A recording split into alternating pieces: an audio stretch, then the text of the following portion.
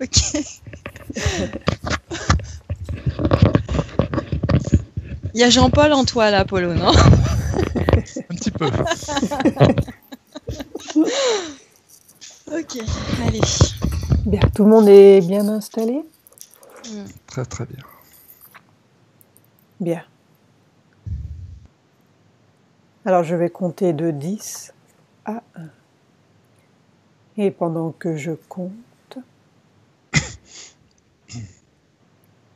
tu te détends lentement. 10. Tu peux sentir tes pieds et tes jambes lentement devenir lourds à chaque parole que je prononce. Tes jambes deviennent lourdes. Tes jambes s'alourdissent. 9. À chaque respiration, tu sens que tout ton corps s'endort,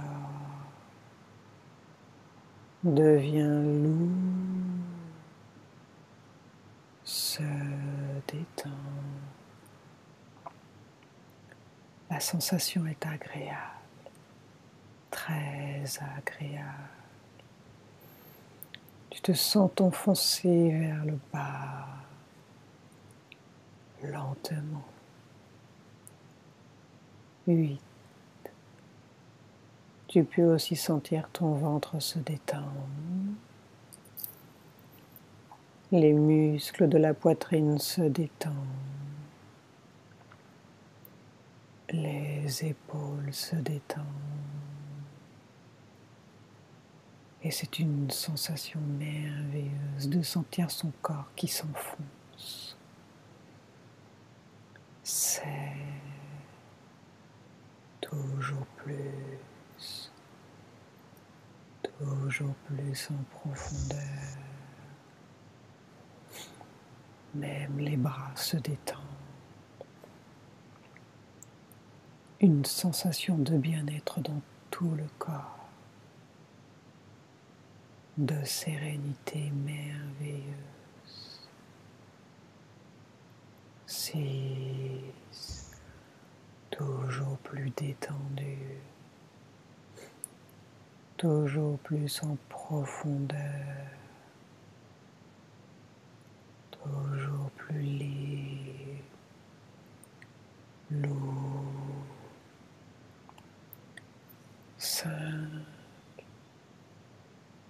Toujours plus bas. Maintenant, pendant que je compte de 4 à 1, tu vas toujours plus en profondeur. Et tu te détends totalement. Et pendant que tu descends vers le numéro 1, commence à voyager. 4, 3, 2, 1.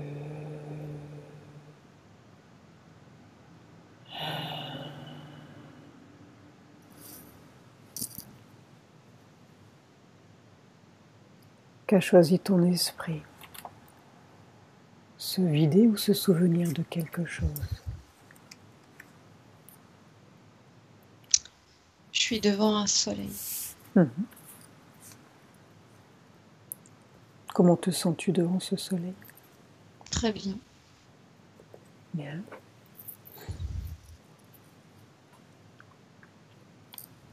Continue, avance. Que se passe-t-il?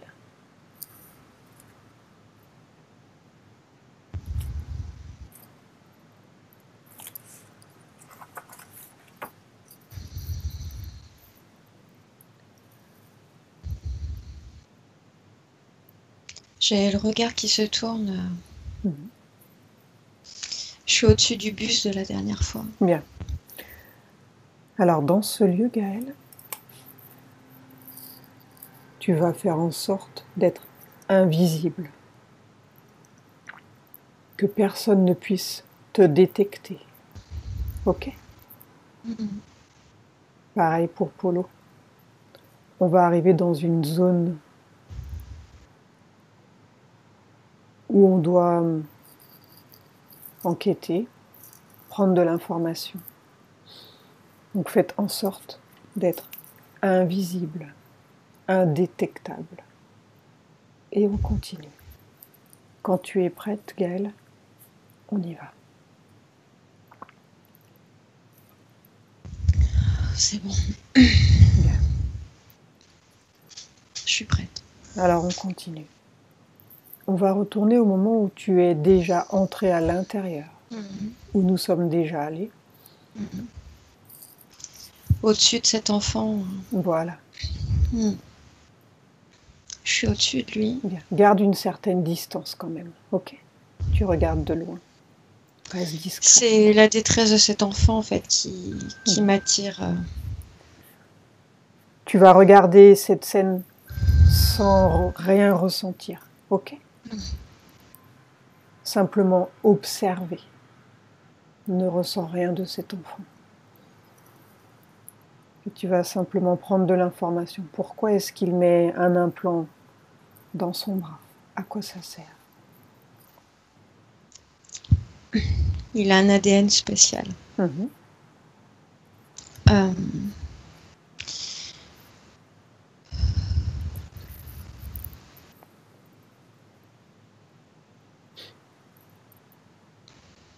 On dirait qu'il est croisé avec une ancienne race terrestre.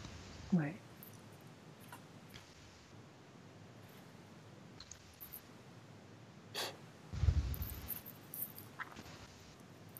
Ce qui crée, ce que je capte, hein, Oui. Ce qui crée chez lui, il est hémophile en fait.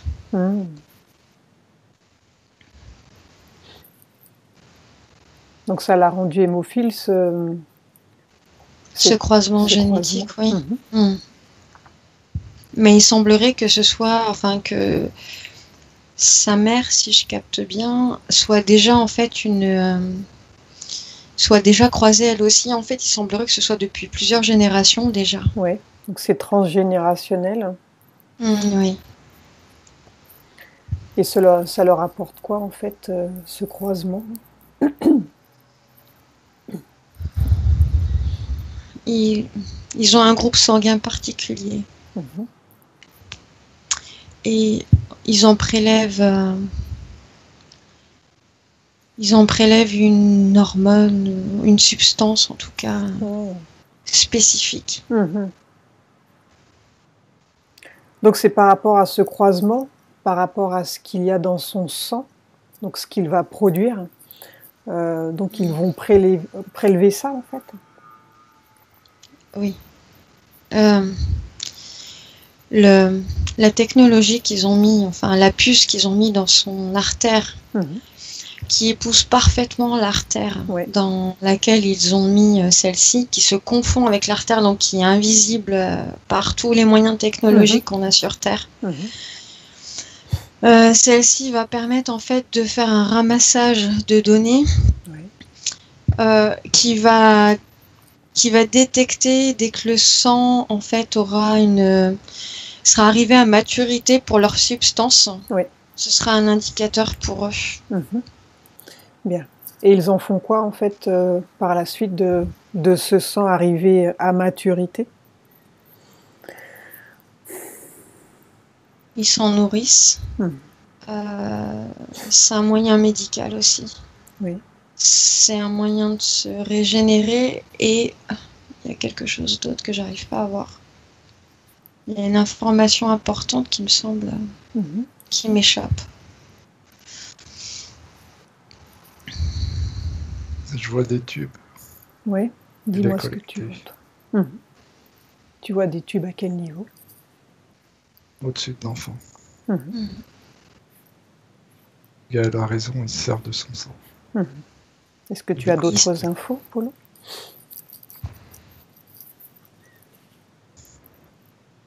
Ils refont des croisements avec ce sang.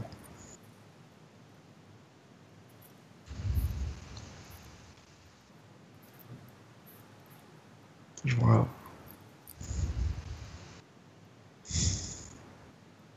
comme un labo.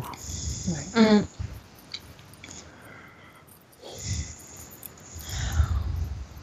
Un laboratoire souterrain. Tu vois ça, Polo?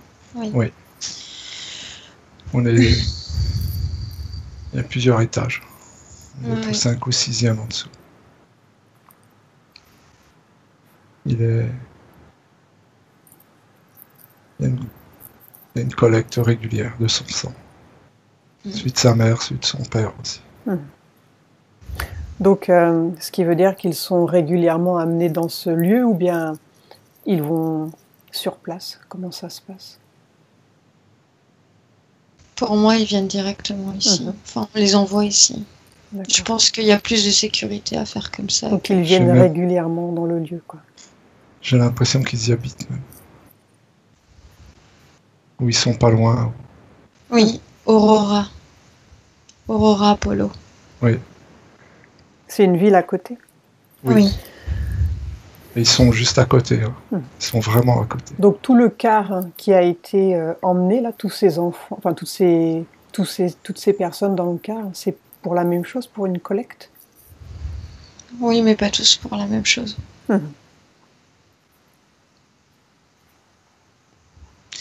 Il y en a, c'est juste pour les implanter, leur mettre une puce, les renvoyer d'où ils viennent. Pour l'instant, ils ont pas plus d'importance que ça pour la centrale où on se trouve. Ok. Par contre, ils créent aussi des dégénérescences cérébrales. Sur le niveau 2, je sais pas si Polo il voit la même chose. Il y en a même plus bas. Et ça sert à quoi, ça? Moi, je vois des... Je sais pas si c'est le 2 ou le 1. On dirait des enfants autistes. Voire une certaine Mongolie. Il y a des grosses malformations crâniennes.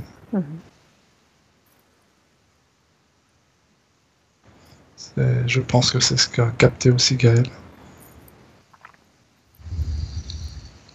Ici, c'est les plus jeunes et plus bas, au niveau 8. Il y a des plus vieux qui, eux, sont enfermés depuis longtemps ici. Ouais, ils sortent jamais, quoi. Non. Oui. Et ceux-là, ils perdent la tête parce que ça fait longtemps qu'il existe ce lieu. Je vois 1959. Ça date de plus longtemps que ça, je pense. Mais en tout cas, ce niveau est exploité depuis 1959, apparemment. Je suis face à une personne, un homme.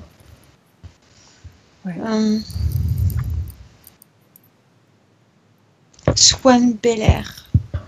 Ouais.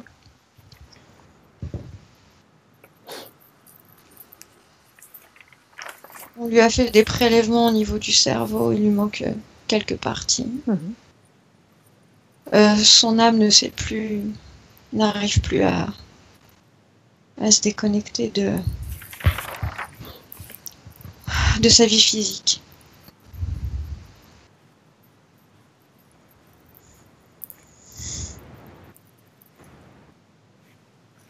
Alors ces expériences qui sont faites dans ce lieu, est-ce que c'est pour nuire à l'humain ou pour l'améliorer?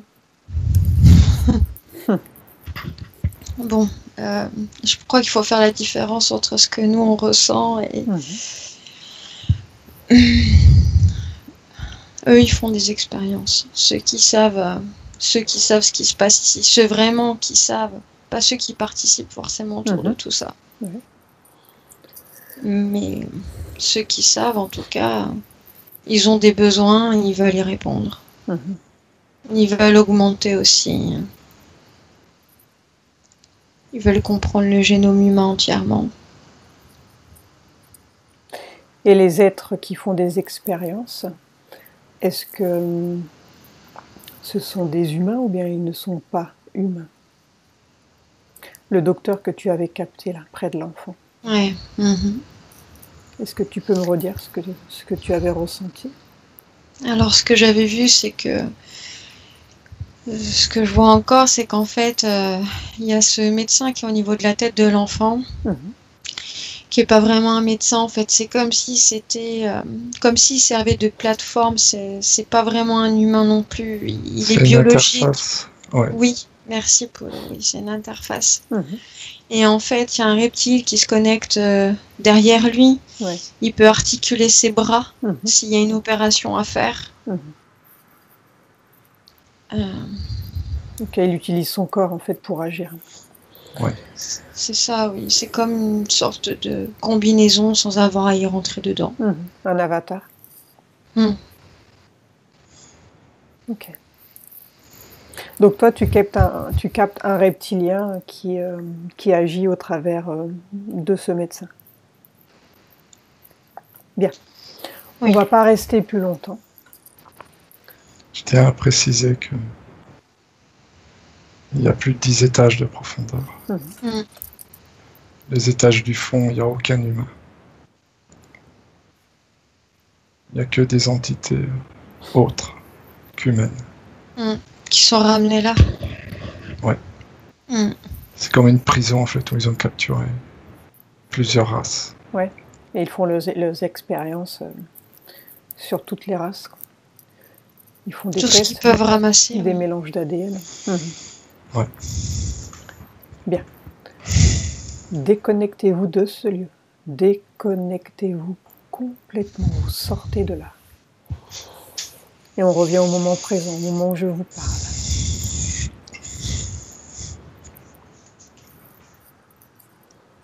Bien.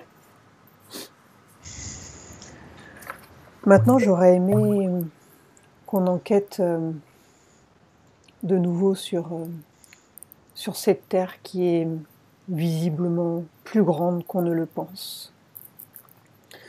Donc j'aimerais, Gaël, que tu te connectes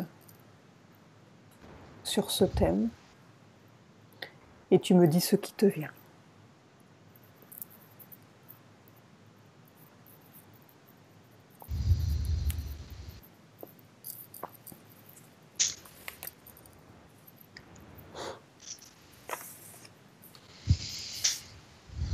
Je te redis ce que j'ai vu, Ouais. Ce que je vois encore. La Terre est beaucoup plus... Enfin, la planète. Parce que pour moi, la Terre, c'est juste l'enclos qui a été créé à basse fréquence. Donc, je vois la planète beaucoup plus grosse. Beaucoup, beaucoup plus grosse. Au moins 100 fois, oui. Par contre, je vois rien autour. C'est tout noir pour moi. Je vois pas d'étoiles ou... Non, il n'y en a pas. D'accord. Bien. Il n'y a aucune planète autour.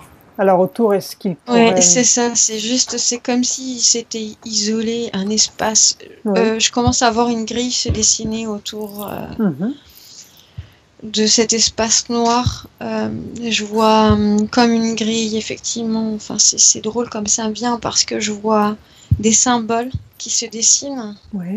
Un peu comme des crop circles et en même temps un peu comme dans ce film Matrix où on voit des nombres défiler. Alors je sais pas si... Tout autour, tu veux dire? Si ça a une interface... oui, en fait, tout le noir, en fait, tout cet espace... Enfin, je sais pas, c'est comme si c'était pas un espace au final et en même temps, c'est un espace. C'est comme si on pouvait pas se déplacer de toute manière dans cette profondeur que je crois voir. Ça peut pas mener d'un point à un autre en fait, cette profondeur.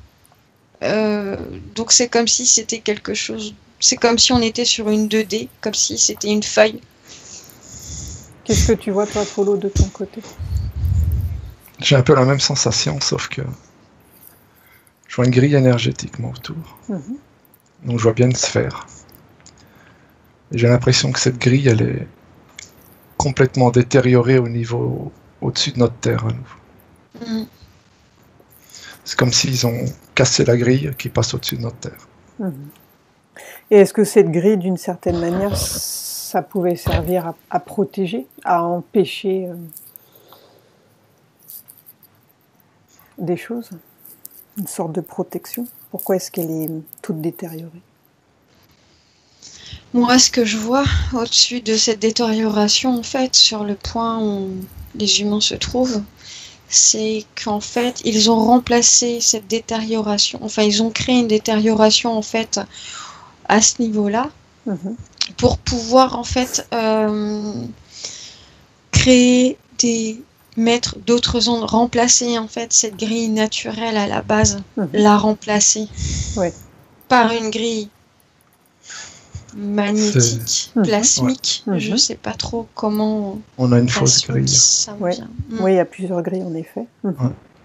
J'en vois deux en tout cas. J'en vois une par le dessous et une par le dessus. Celle que je suis en train de te décrire, c'est celle du dessus. Qui, enfin, moi je l'aperçois comme ondulatoire celle-ci. Elle l'est. Et d'accord. J'ai l'impression que la grille qu'on reconstruit, nous, c'est celle qu'ils ont cassée au-dessus de chez nous. Et oui, celle qui est abîmée. C'est la cristalline en fait. Et c'est pour ça qu'on vibre bas. Le reste de la planète vibre bien plus haut. Oui. Ils nous ont enlevé cette énergie. Oui, il y a une corrélation entre la Terre et la grille cristalline. Oui. Une sorte d'harmonie en fait. Elle est bien plus grande que ce qu'on imagine. Et je suis un peu comme Gaël, j'ai l'impression de vivre une 2D à un moment. Quand tu regardes la profondeur, c'est ça, quand tu essayes de... Oui. T'as plus l'impression d'être en 3D, on croirait qu'on est dans une image. Bien. Et le soleil par rapport à tout ça, comment est-ce que vous le percevez? Tu veux mon avis? Oui. Je sais pas, je dirais quelques milliers de kilomètres au-dessus de nous. 5000. Peut-être. Entre 5 et 6000. Oui. Oui, c'est peu ça. Oui, et la Lune aussi. Et par rapport à la dimension de la Lune et du Soleil? Qu'est-ce que tu veux savoir sur ça? Si la Lune est plus grande que le Soleil ou vice-versa, je les vois pareil. À l'identique. Oui. Les deux.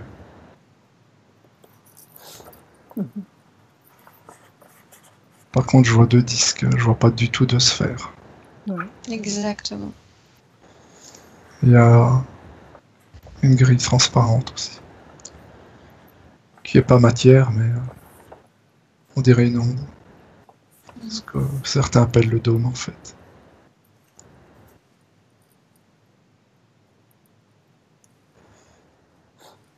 C'est incroyable. Alors, est-ce que cette Terre, elle tourne ou bien c'est le Soleil? Enfin, moi, je vois rien tourner en tout cas. Moi non plus, je vois rien tourner, Gaël. Je l'ai jamais vu tourner en fait, depuis que je l'ai aperçu Par comme contre, ça. Je vois le Soleil et la Lune effectivement tourner autour et ça ressemble beaucoup aux images que j'ai vues suite à votre session de la dernière fois. Et exactement comme moi j'avais vu, je vois le Soleil et la Lune tourner à intervalles réguliers. C'est très fluide là, on les voit vraiment. Et de quoi est fait ce disque alors, ce disque solaire? C'est une matière assez... En fait, les scientifiques n'ont pas tout à fait tort en disant que il y a de l'hydrogène et... Mais ça semble être conditionné dans une forme de membrane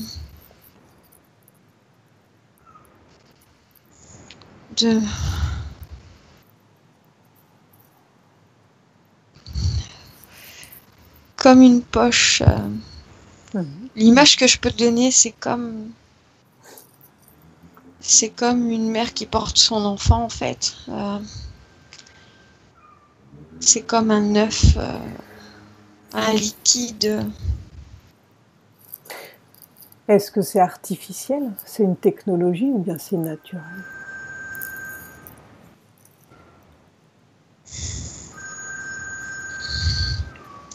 Pour moi, le liquide, il semble être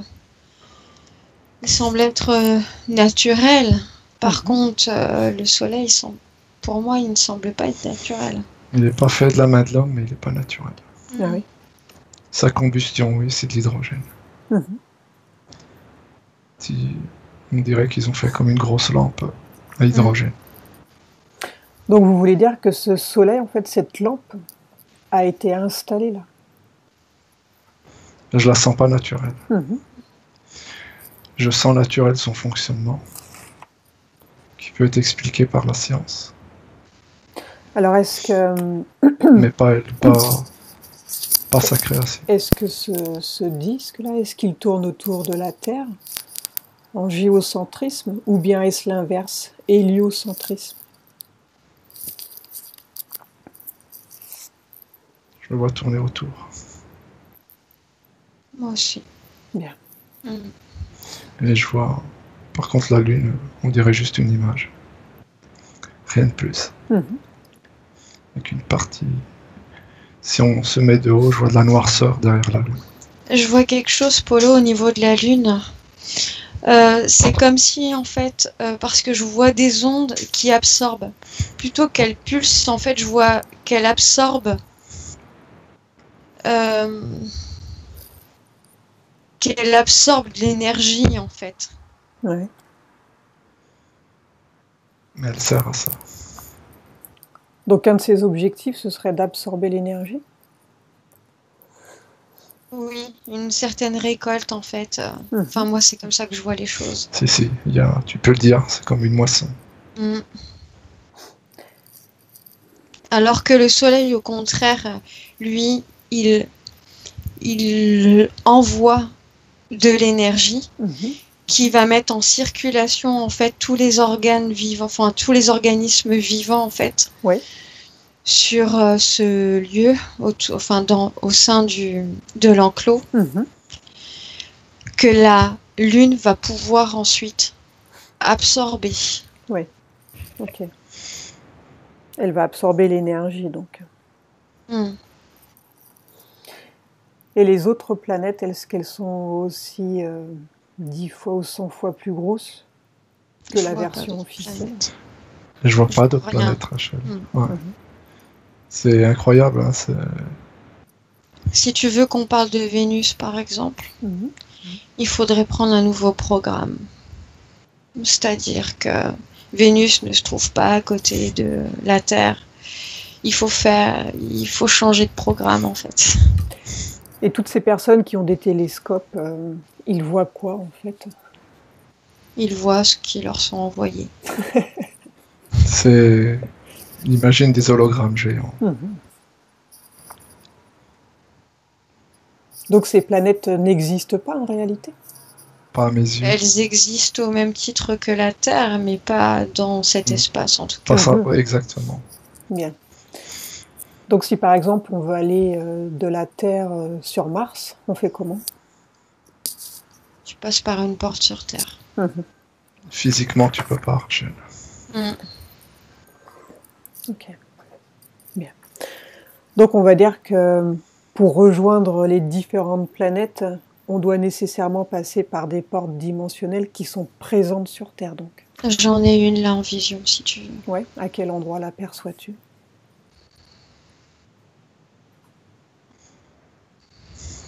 Alors je vois une sorte de...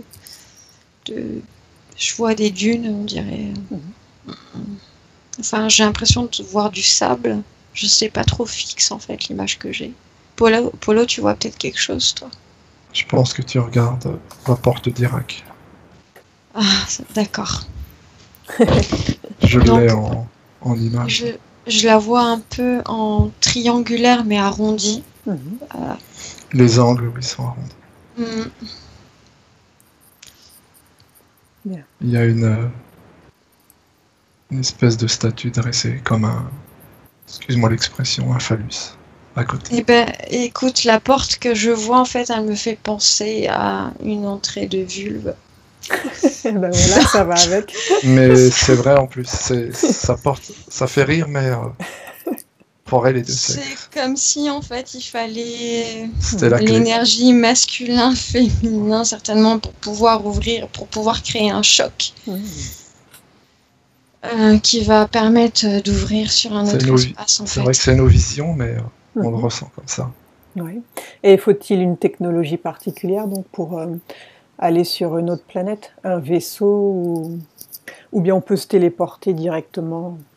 Il y en a qui font les deux. Tout dépend. Tout dépend qui, tout dépend quelle race. Bien.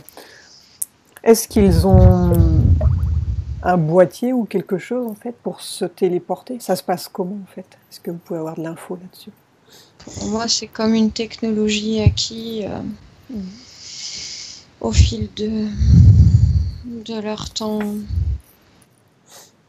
Comme nous, c'est comme si on pouvait acquérir des états supplémentaires, arriver sur des plans supérieurs de notre être. Forcément, on va acquérir des technologies intérieures, comment dire. On va pouvoir créer de nouveaux sens, donc de nouveaux sens de déplacement aussi. Sans avoir forcément besoin de faire appel à des technologies, mais ceux que je vois emprunter une technologie, souvent, c'est ceux qui n'ont pas les moyens spirituels, si je puis dire. Oui, parce que je vois une téléportation physique. C'est comme si on est tout encodé sur un plan atomique. Il y a une lecture de tous nos atomes. Nos atomes sont défaits. Polo, au niveau de l'atome, ce que je vois, c'est que les images qu'on nous donne du système solaire, de la rotation des planètes en fait autour du système solaire, ça concerne ce qu'on a intérieurement en nous. Et c'est ça qui permet cette technologie en fait de pouvoir... J'allais y venir, Gaëlle. D'accord. Je te laisse continuer alors. Quand on passe de cette porte à une autre porte, sur une autre dimension, l'encodage qui a été enregistré est rencodé. Et avec les atomes sur l'autre dimension, on recrée notre corps. On a été téléporté sans l'être en fait. Notre corps est recréé à l'identique ailleurs. Et ce qu'on voit en infiniment petit dans l'atome, ça existe en infiniment grand. L'atome, les électrons. Le corps de l'atome, c'est la Terre. Les électrons, c'est ce qu'il y a autour. Tout est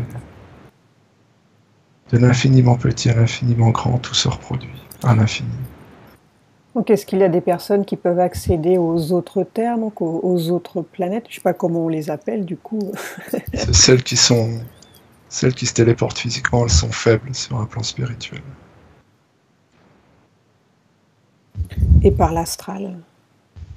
Par l'astral, les personnes qui ont un lâcher-prise énorme le font. Donc après, ce que je vois, c'est que l'astral, c'est assez restreint, en fait. Est-ce que c'est par rapport à l'avancée spirituelle de la personne aussi qu'elle pourra accéder à d'autres plans? Oui. Entre autres. Bien. Est-ce que les constellations qui sont projetées donc, sur le dôme sont une représentation de la constellation existant vraiment en 3D ou c'est une pure invention? Celle qui nous est projetée fait partie de la 3D. Par contre, quelle existence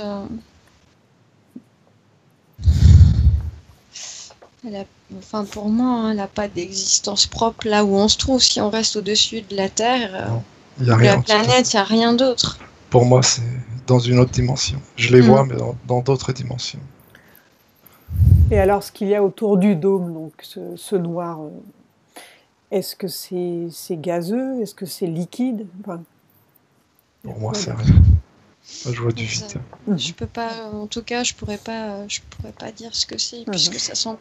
C'est comme si tu voyais en 3D devant toi et d'un seul coup, quand tu cherches à regarder ce noir, tu prends une feuille et ça fait la même chose. Exactement. C'est comme un tissu en fait. Ouais. C'est un voile. On croirait vraiment voir une feuille en fait. Et cette terre en fait, est-ce qu'elle augmente réellement en vibration, quand on dit qu'elle évolue en 5D, en 6D, est-ce que c'est réel ça? Le reste de la planète, oui. La nôtre, elle est maintenue pour pas être... Ah oui. Une autre partie, elle est maintenue pour pas évoluer. Par contre, comme je te disais l'autre jour, il y a un moment donné, l'énergie pousse tout de même, et je ressens pas qu'ils aient la technologie nécessaire pour maintenir ça éternellement. En fait. Donc ils peuvent le faire pour l'instant, mais... Oui, sauf qu'il y a quand même des êtres sur Terre qui ressentent cette énergie. Oui. Et en fait, c'est comme des capteurs d'énergie qui diffusent tout de même, en fait, une part de cette énergie-là. Oui. Qui permet tout de même, en fait, de créer une certaine élévation. Donc tu veux dire que ces mais êtres... pas assez, pas suffisamment. Ces êtres, d'une certaine manière, aident à diffuser l'énergie? Oui.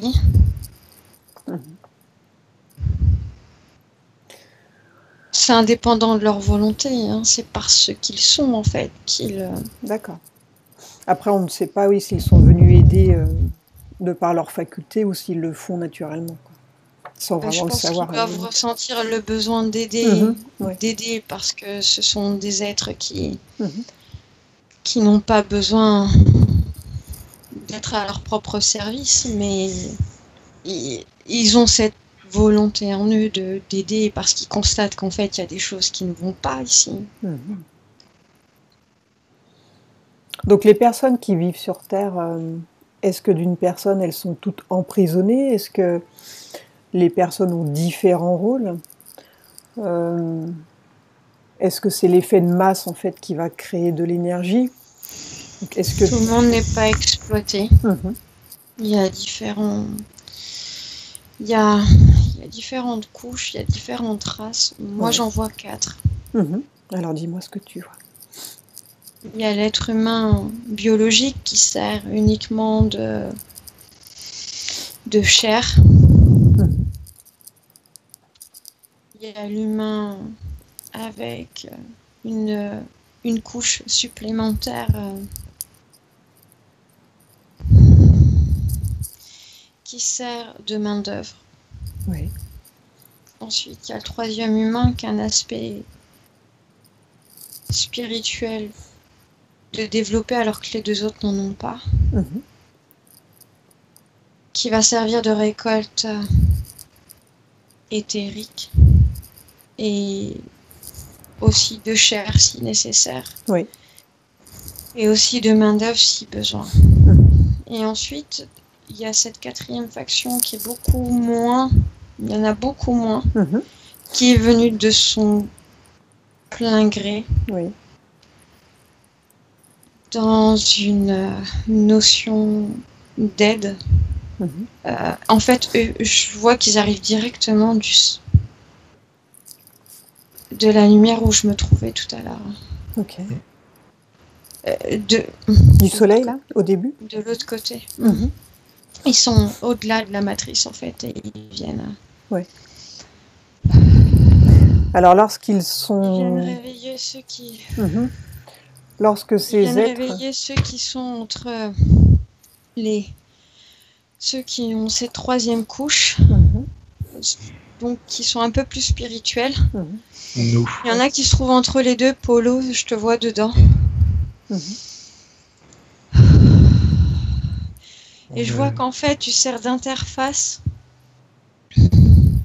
entre les gens qui veulent se comprendre, se déconnecter, qui ont déjà compris qu'on pouvait plus ou moins se déconnecter, mais qui ne savent pas comment. Et je vois Polo en fait recevoir de l'aide de ce soleil, de ces êtres aussi qui peuvent s'incarner, mais pas longtemps. Ils peuvent pas rester là longtemps parce que ils peuvent se faire bloquer.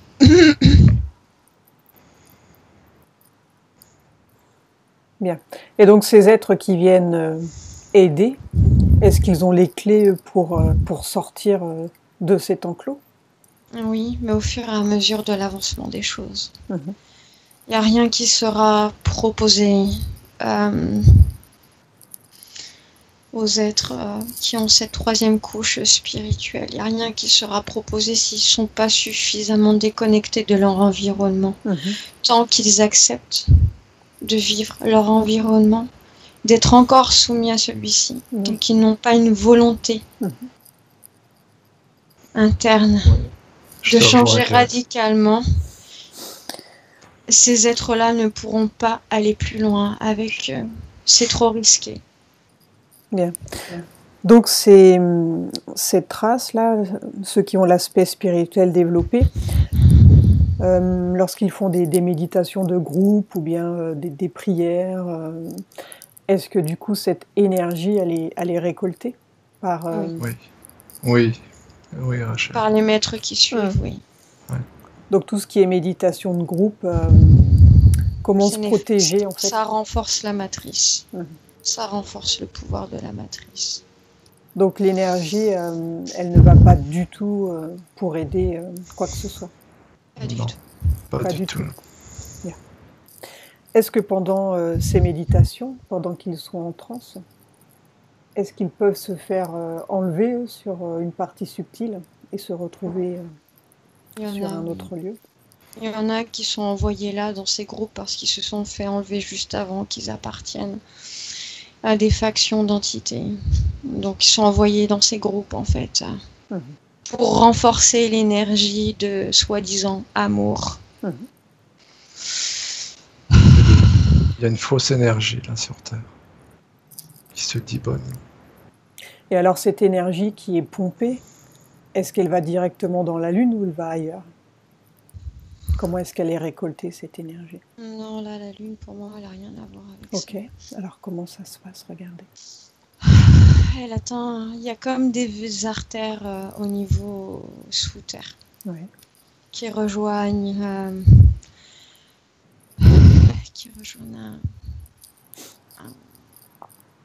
une sorte de machine de collecte. C'est comme le cœur dans notre... dans le corps physique. Oui. Il y a un échange comme ça qui se produit. L'énergie est récoltée par des artères, par des veines en fait, qui vont dans cette machine sous terre. Ensuite, il y en a une nouvelle qui est pulsée en fait par l'extérieur pour maintenir ces canaux d'énergie, donc ces humains, pour les maintenir en fait dans le bien-être, le faux bien-être.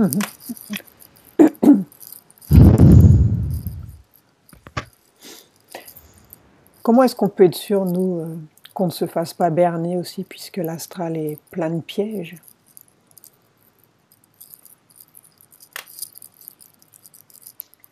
Qu'est-ce que tu sens, toi, Rachel, quand tu sens que tu te fais berner? Si des réponses ne sont pas cohérentes, oui, là, on peut se poser des questions. Mais tant que les réponses sont cohérentes... Il y a quelque chose aussi en toi, à l'intérieur, à ce niveau-là, qui sait. Oui, mais elle bloque. Des fois, ça dépend si elle se laisse aller. Des fois. Parce que nous-mêmes, nous sommes guidés par Mamakia, par Enora, et il y a toujours quand même le doute, même si ça fait longtemps qu'on communique avec, même si on a déjà testé à plein de reprises par rapport à ce qui a été dit. On a contrôlé, mais bon, on n'est jamais sûr de rien au fond. Mais parce que tu as besoin d'atteindre un nouvel état supérieur, là. Mais pour revenir à ta question initiale, comment peuvent savoir les gens? Tous ne peuvent pas savoir puisqu'ils n'ont pas tous en fait le même encodage. Ceux qui servent exclusivement de chair, ils n'ont pas cette dimension spirituelle, donc en fait ils ne peuvent pas savoir et de toute façon ils ne cherchent pas à savoir. Oui, ça c'est clair. Ils sont l'objet de ils sont partie prenante dans ce système, en fait. Ils le nourrissent même. C'est ça. Les deuxièmes, ceux qui ont une dimension supplémentaire, c'est pareil. Ils font partie de cette... ils sont encodés exactement de la même manière. Ils font partie du système. Ensuite, pour ceux qui ont cette dimension spirituelle, eux, ils ont déjà une sorte d'intuition qui se prononce, qu'ils écoutent rarement. Ouais. Parce qu'en fait, ce qui compte pour la majorité de ces personnes, c'est de se sentir bien. Donc, ils pensent que dès qu'ils se sentent bien, en fait, c'est quelque chose de positif pour eux. Alors que c'est un leurre, en fait. La plupart du temps, oui. Le bien physique est un leurre. Alors que s'ils ressentaient quelque chose qui commence à frotter en eux, qui commence à les perturber, qui commence à remettre en question toute leur vie, toutes leurs croyances, en fait, ils pourraient déjà commencer à sentir que c'est le début d'acquisition d'une voie spirituelle bien plus vaste. T'es à cette limite, Rachel. T'as qu'un pas à faire.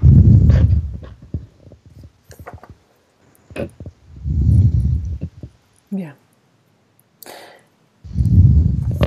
Et les autres races donc, qui vivent en dehors de la prison, donc,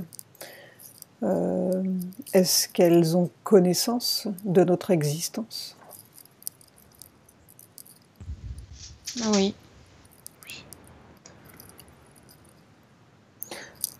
Donc, d'une certaine manière, ces races sont d'accord avec ce qu'il se passe? Ceux qui ont mis cette prison en place, oui. Pour les autres, ils continuent leur vie. C'est comme nous avec les élevages. Ouais. Est-ce que d'aller travailler nous empêche... nous concentre en fait sur les élevages de masse qu'on a à notre portée. Est-ce qu'on s'inquiète de ça? Non. Ici, c'est pareil, chacun fait sa vie en fait. C'est ce que je vois en tout cas. Bien. Donc si la planète elle est aussi grande et que nous sommes parqués donc sur un bout de celle-ci, par quoi sont régies nos saisons? Le yin et le yang de la lune, du soleil.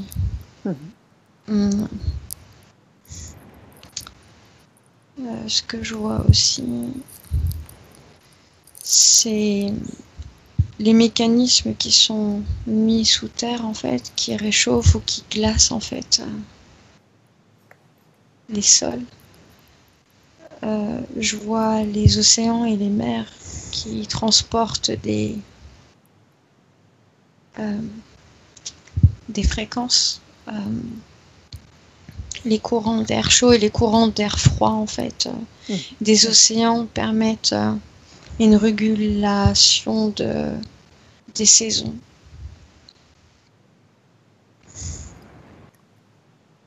Tu vois quelque chose, Paulo? Oui, moi je vois un courant océanique, le Gulf Stream. On dirait qu'il sort du pôle Nord. Ce que nous on appelle le pôle Nord.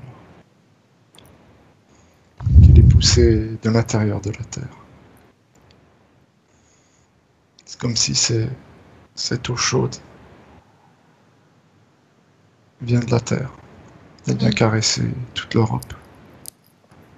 Tout l'ouest de l'Europe. Elle caresse le nord de l'Afrique.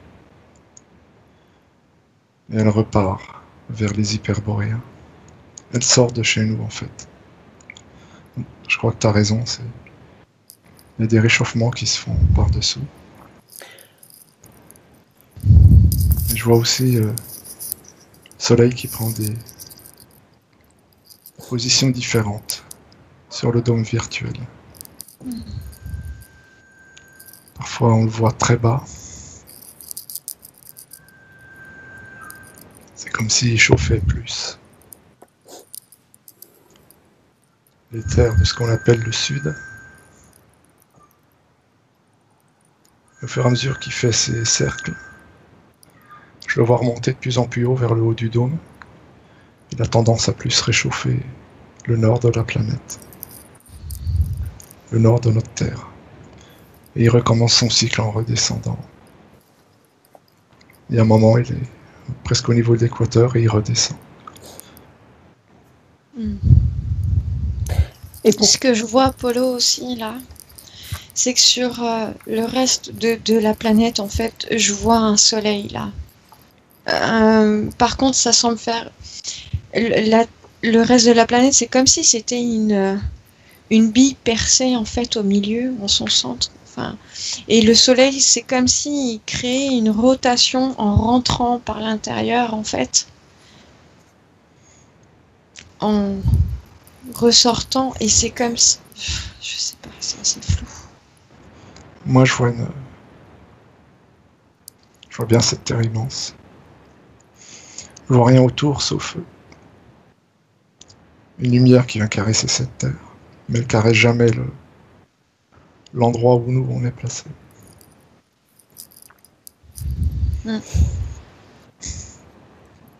Je vois pas le trou que tu vois, Gaël. Mais j'ai cette image un peu 2D. Si je m'éloigne de trop, on dirait que je tombe en 2D. Mais je vois cette lumière qui vient... T'as la boule, on est tout en haut.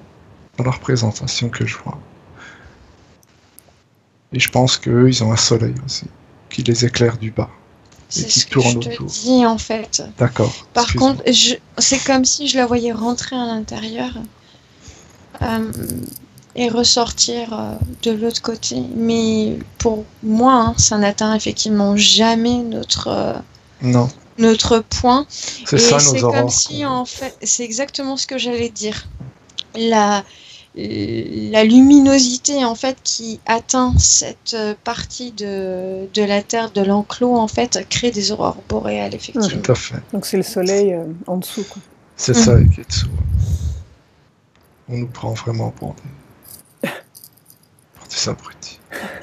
On nous ment beaucoup. Bien. Et est-ce qu'il y a d'autres endroits où il y aurait des prisons sur la planète, ou bien c'est vraiment juste là où nous sommes?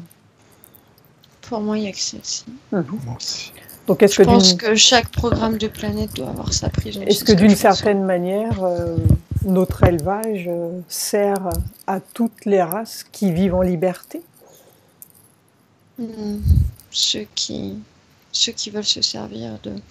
Pour moi, au départ, pour moi, cet enclos, au départ, il a été mis là pour que les Atlantes puissent avoir la paix. Oui, c'est ce qu'on avait vu la dernière fois. Pour pas qu'ils soient envahis par ceux qui sont venus par ceux qui voulaient les chasser. Je sais pas si c'est pour la paix, mais c'est vrai que c'est les premiers à avoir colonisé cette terre, si on peut le dire. La première race qui a été là, c'est bien les Atlantes. C'est vrai qu'il y avait une certaine paix au départ. Mais pour moi, ce que j'ai vu, Polo, en fait, c'est que ils se sont fait envahir, enfin, ils ont eu une guerre déclarée par d'autres factions d'entités, en fait. Et pour que ces entités puissent mettre en place ce qu'ils avaient besoin, donc c'est-à-dire de la nourriture, des métaux, des ressources, en fait, des ressources sur cette planète. Pour avoir la paix, les Atlantes, en fait, ont accepté de créer cet enclos. Pour pas être envahis pour le reste de la planète, en fait. Et alors, à l'époque où cet enclos a été créé, est-ce que les humains étaient aussi grands que les Atlantes, ou bien ils étaient déjà plus petits? Est-ce qu'ils avaient déjà été modifiés? Les Atlantes, tu demandes? Par rapport aux Atlantes. Les humains? Oui. Les Atlantes sont très grands par rapport à nous.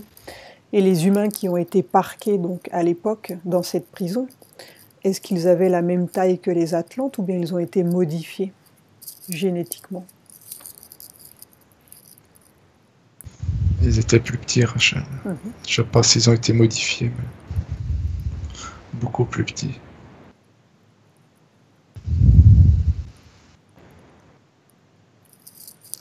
Je vois rien par rapport à ça. Moi, je vois les deux l'un à côté de l'autre. Je vois un Atlante qui fait au moins 3 fois l'humain. Oui. Actuellement ou à l'époque? Oui, à l'époque. Mais je vois pas de... Parce que moi, effectivement, je vois, par rapport à l'époque, je vois un Atlante grand, beaucoup plus grand qu'un homme, quand même. 2 fois la taille d'un homme. Au minimum. Au moins. Oui. Mais je sais pas s'il a été modifié ou si c'est sa nature. Je sais pas. J'ai la sensation que c'est la nature de l'homme, enfin que c'est comme ça qu'il a été créé. Je pense. En fait. Je le vois pas plus grand à une autre période. Moi non plus. Bien. Je le vois développé d'une manière différente, effectivement. Mais selon des cycles de récolte aussi.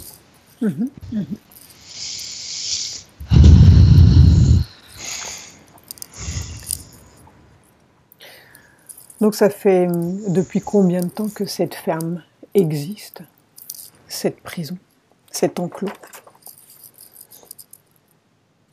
Pour moi, ça se situe entre 25 et 26 000 ans.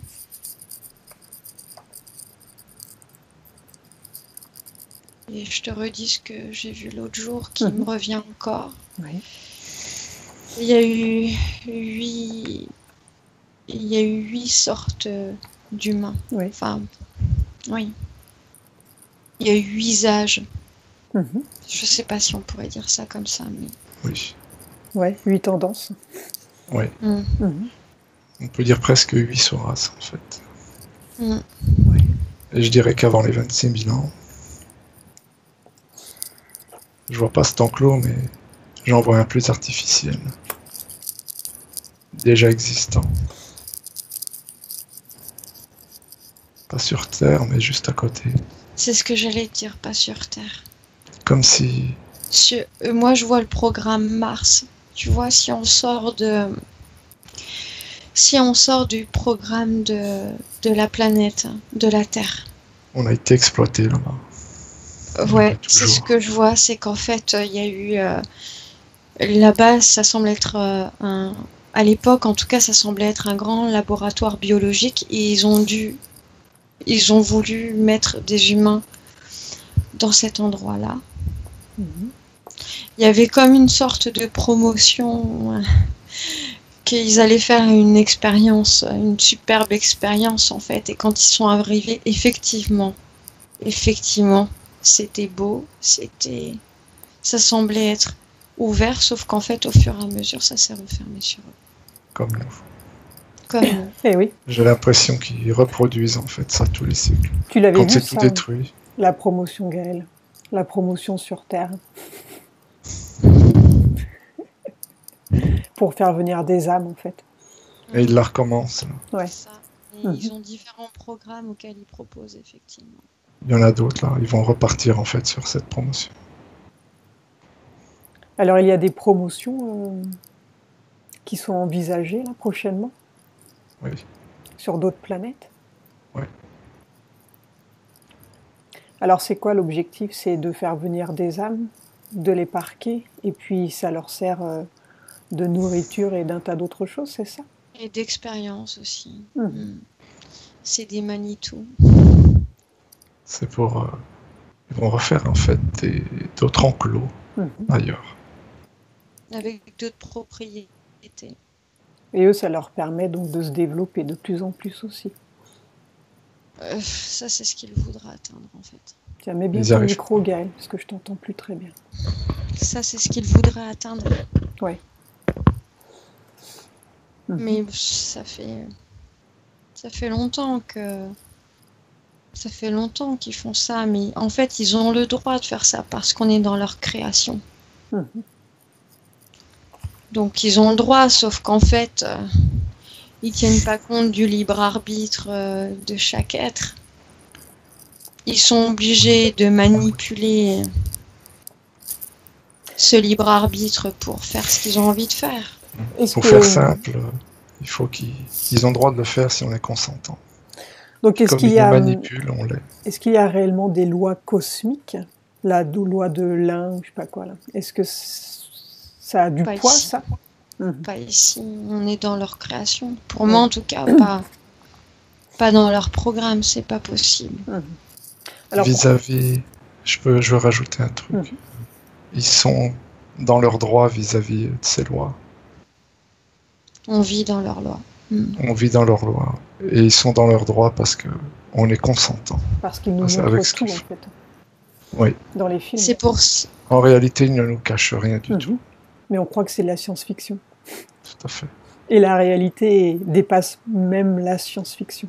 Si les gens prenaient conscience de ça d'un seul coup, ils deviendraient fous. Ouais, ça fait beaucoup. Ils pourraient même en mourir. Physiquement et éthériquement, ils pourraient se disloquer. Tellement le mensonge est énorme. Ouais, on vit dans une illusion, quoi. Tout est illusion. On n'est jamais allé sur la ligne. Oui, et les gens, l'âme de ces gens, en fait, absorbe l'illusion. Ça crée tout autour d'eux, de ces âmes, en fait. Ça crée une fréquence artificielle. C'est pour ça qu'ils ne violent pas les lois.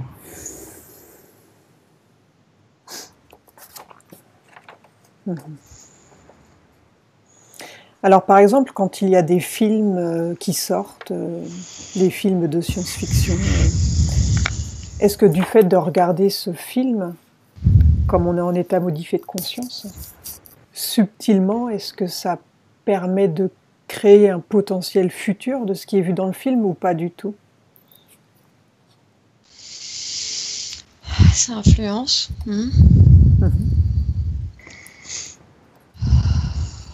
En fait, on est dans une logique. Actuellement, on a vu beaucoup de choses, on a été amené à penser d'une certaine manière. Conditionné, oui. C'est ça. Donc, en fait, il suffit de sortir un nouveau film, de mettre ce qu'on veut dedans pour continuer le conditionnement. En fait, là, c'est comme prendre le train, on ne s'arrête pas. Bien. Donc, est-ce que l'on peut choisir de revenir sur Terre en choisissant soi-même son contexte d'incarnation, donc sans entrer dans la fausse lumière où on doit repasser par le tunnel si l'on fait ce choix, en fait? Ça dépend qui. Les plus récalcitrants, ceux qui ont peut-être commencé à comprendre quelque chose bien avant... Là, notre âge dans lequel on se trouve. On peut plus se faire avoir en fait à partir du moment où on a pris conscience. Ceux qui ont commencé à comprendre quelque chose, on va essayer encore de les leurrer. C'est sur eux qu'on va être encore le plus pour leur faire croire qu'au-delà de leur corps physique,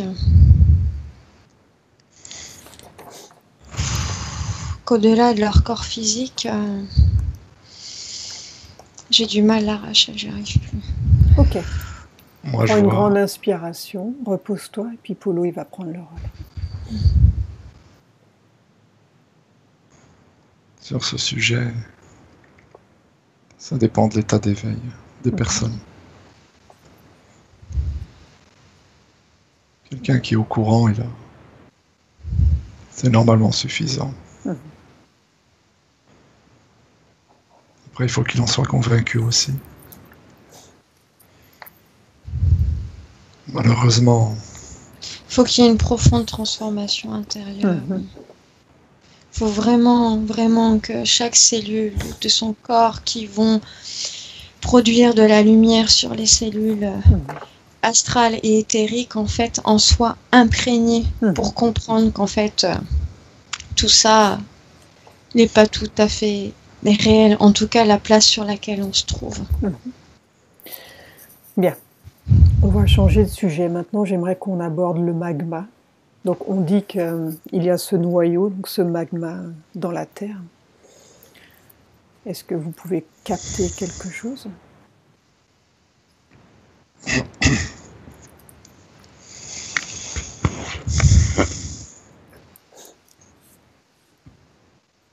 Est-ce qu'il existe? Je vois rien. Ouais. Et par contre, je vois ce que je disais tout à l'heure quand je voyais le soleil en fait rentrer à l'intérieur de la planète, du reste de la planète. Je vois une énergie bleutée en fait qui s'accumule au centre de cette planète et qui jaillit de l'autre côté en fait.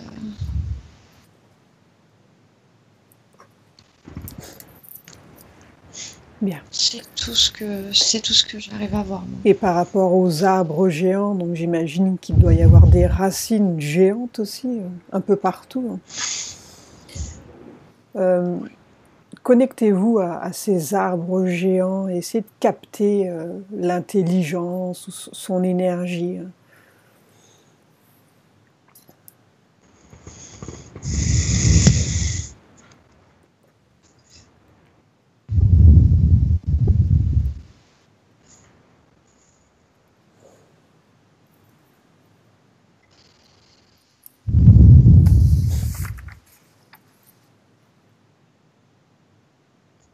Je suis au Mexique, là.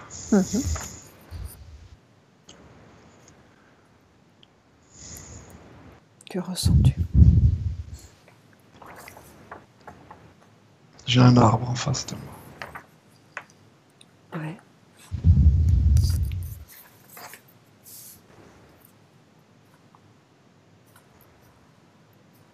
Si aujourd'hui il serait là dans la 3D, il ferait 17 km de route.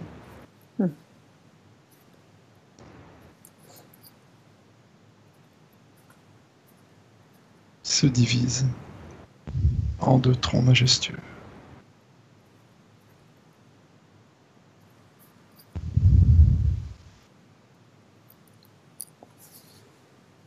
Il me dit que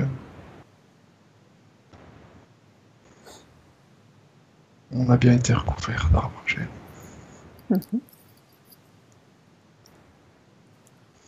Que tout est déformation sur notre planète. Nos montagnes, nos volcans. Absolument tout est dû. Cette nature géante qui a disparu.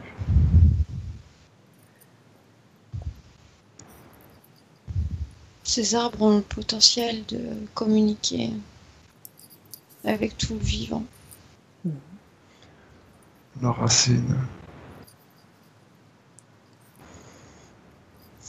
nous servent aussi à nous.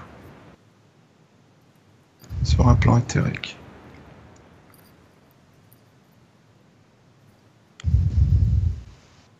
Elles servent aussi de transmetteurs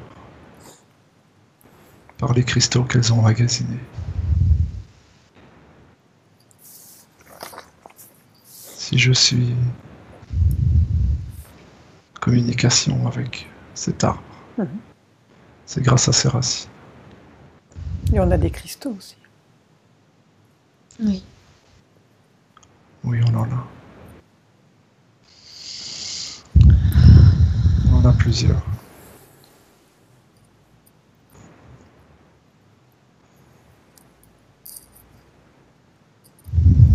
Qu'est-ce que tu veux savoir, Rachel? Est-ce que le commencement en fait de la planète, il y a certaines théories qui disent que on serait sur un arbre géant en fait. Est-ce que ça pourrait être le cas? Presque.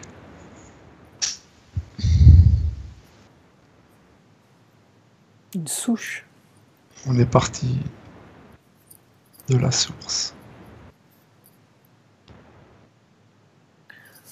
Donc cette source, ça pourrait être cette souche d'arbre. Elle est à la base, elle est éthérique.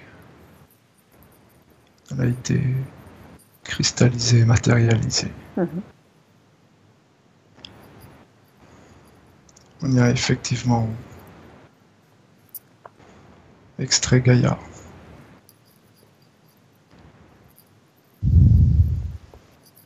Cet arbre, Polo, je le vois de là où je me trouve, moi je le vois doré et je vois que c'est comme s'il y avait un effet miroir.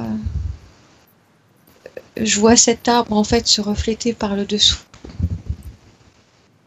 Je te laisse continuer parce que j'ai du mal à comprendre. Oui, on est assez limité aussi, nous, hein,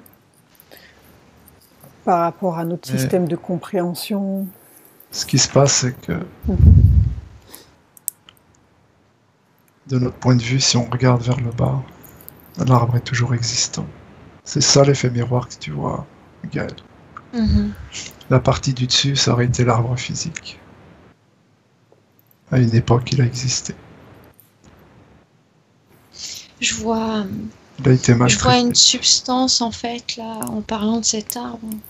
Je vois une substance liquide, un peu aqueuse, avec justement des cristaux, des cristaux à l'intérieur. Je sais pas pourquoi je vois ça, mais je sens en fait, je sens une détresse.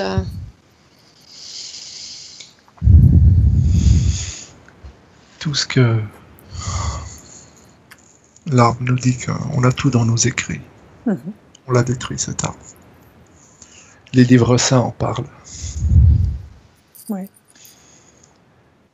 Sur un plan physique, on l'a détruit. Et aujourd'hui, on vit sur les restes de cet arbre.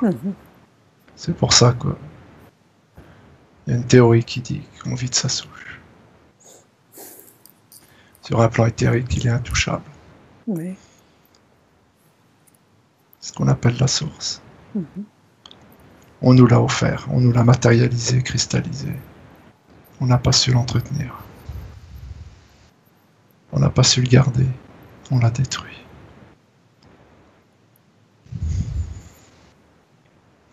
Bien. Polo, ça va être l'heure pour toi de revenir. Gaël, tu restes en transe. Donc Polo, je vais compter de 5 à 1. 5, tu reviens à ton corps, comme une main à l'intérieur d'un gant, bien centré, bien équilibré et bien réajusté. 4, tu continues de revenir, tu es à l'aise, tu es bien. 3, 2, 1. Tu ouvres les yeux lentement.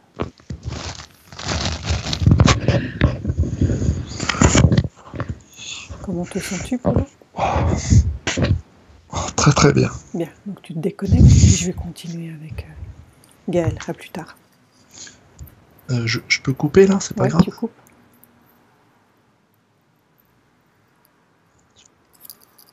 Bien, Gaël, on va continuer. Comment te sens-tu, Gaël ? Bien. Parfait. Bien. Est-ce que tu as autre chose ? Tu as capté autre chose sur les arbres ? Moi, je voyais pas forcément ce que D'accord. Polo voyait parce qu'il avait une image beaucoup plus diffuse que moi. Par contre, je voyais, comme je disais tout à l'heure, comme de la sève. C'était plutôt symbolique en fait. Ouais. Je ressentais une détresse de cet arbre. Bien. C'est comme si je m'enfonçais avec lui. Donc en fait, je suis pas restée. J'aimerais que tu regardes par rapport au pétrole, donc ce pétrole qui est pompé en permanence sur cette terre. D'où vient ce pétrole ? Est-ce que ça a un rapport avec l'arbre ou rien à voir ? Quelle est cette substance en fait par rapport à la terre ? Je peux pas dire si ça vient de cet arbre. Par contre, je vois que c'est de l'énergie souillée en fait. Oui. Et il y a un mélange d'eau. Il y a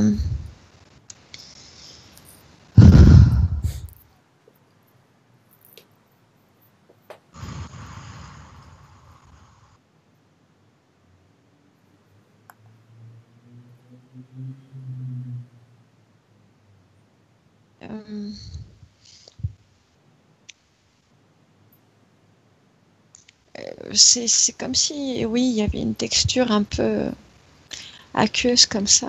Je me demande si ça vient pas de ce que je voyais juste avant.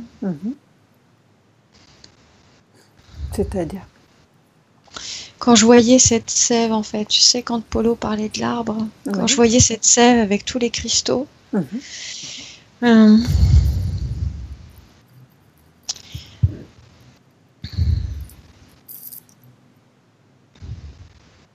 je vois un mélange de résine ou... Mais tout ça, ça a à voir avec, avec l'énergie, comment elle est...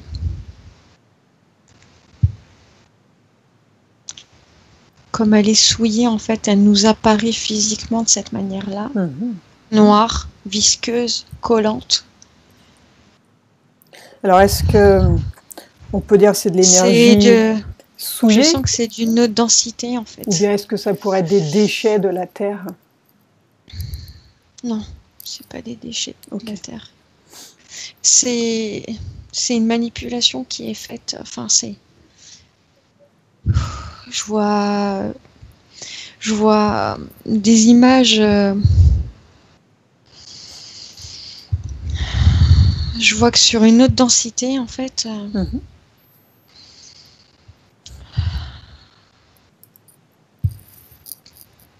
Je vois que ce serait quelque chose pour passer d'une densité inférieure à celle-ci.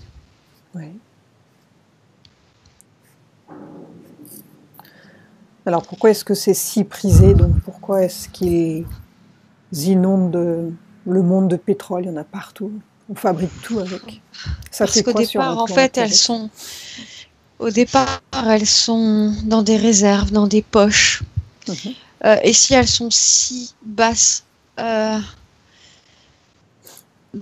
dans des poches, c'est parce qu'au départ, l'humain n'est pas censé y toucher. Et c'est-à-dire que ça vient intervenir dans...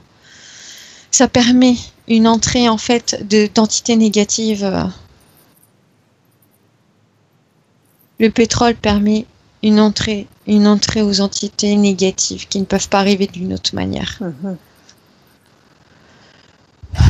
Donc d'une certaine manière, les fréquences sont extrêmement basses du pétrole.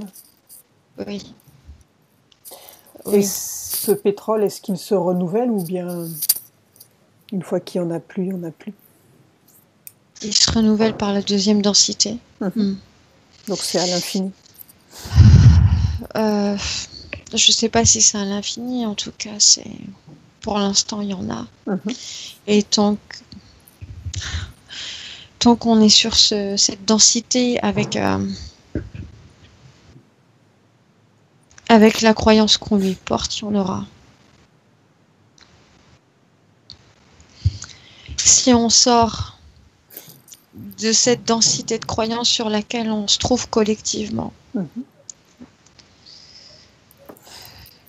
on va passer à un étage supérieur et à ce moment-là, le pétrole n'existe pas. Il n'a pas de densité propre, il n'a qu'une densité par ici. Bien. Pourquoi est-ce qu'en ce moment il y a beaucoup de volcans en éruption? Que se passe-t-il en fait?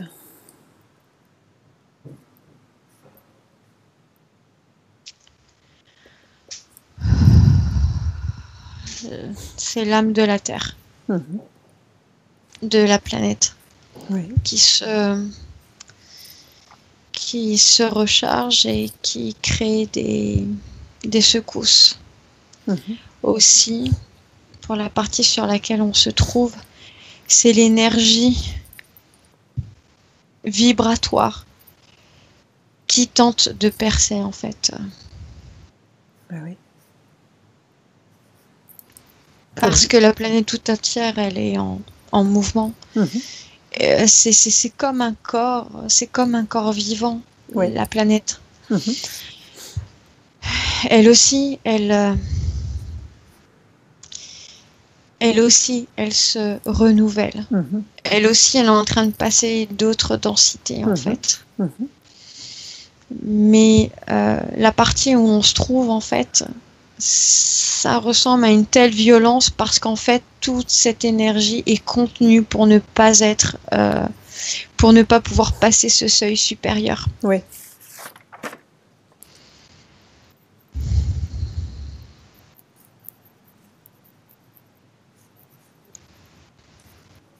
Donc du coup, il y a des réactions.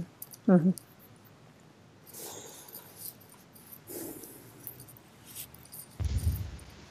Bien. Ok. On va s'arrêter là pour les questions, Gaëlle. Mhm. Donc, je vais couper l'enregistrement. D'accord.